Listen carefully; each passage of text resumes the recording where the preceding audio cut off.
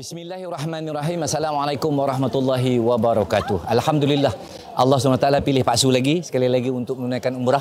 Dan Pak Su bersama dengan kembara mukmin ni, ini adalah kali kedua Pak Su pergi dengan kembara mukmin, dan Pak Su cadangkan kepada anda, kalau kita nak melaksanakan ibadah umrah, kita pilih syarikat yang memang kita percayai.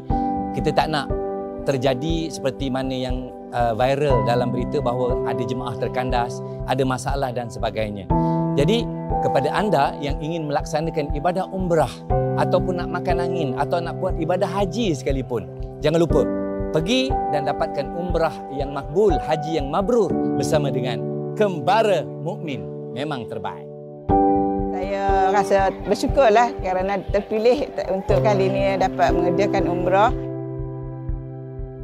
Nak pergi mengerjakan umrah, lepas tu inilah kali pertama saya nak mengerjakan umrah dan rasa macam tak sangka lah yang dapat boleh pergi je. Sebab saya memang bercadang tapi tak tahu bila nak pergi. Tiba-tiba ada rezeki dapat pergi dengan kembara mukmin. Kembara mukmin ni memang terbaiklah. Baik.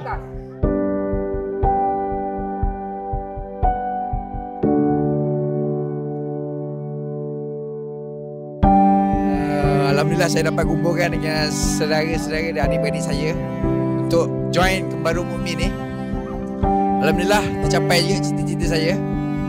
Jadi saya sangat berterima kasih dengan kerjasama daripada kembara mukmin merealisasikan impian untuk menjadi tetamu Allah SWT. Dengan ini saya sangat berterima kasihlah.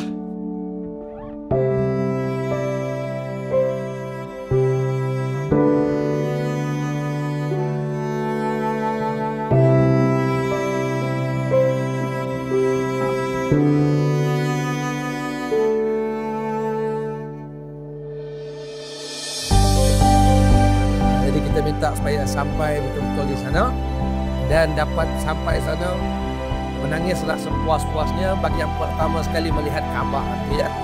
Itulah air mata syukur kita sebagai tetamu Allah Taala. Bismillahirrahmanirrahim. Alhamdulillahirabbil alamin. Wa afdalus salati wa atammu taslimu ala alihi wa sahbihi ajma'in. Allahumma ja'al jam'ana hadha jam'an marhuma. Ya Allah, jadikanlah pertemuan kami ini pertemuan yang Engkau rahmati. Allahumma ja'al safarana hadha albirra wa taqwa. Ya Allah, jadikan musafir kami ini dalam kebaikan dan ketakwaan. Wa minal amali ma tarda, dan jadikan amal kami mendapat keredaan. Jangan lupa pergi dan dapatkan umrah yang makbul, haji yang mabrur bersama dengan kembara mukmin. Memang terbaik.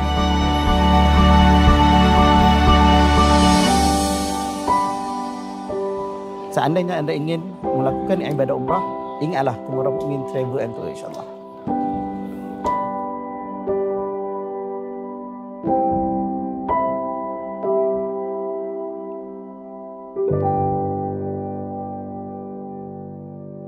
Jom umrah bersama kembara mukmin.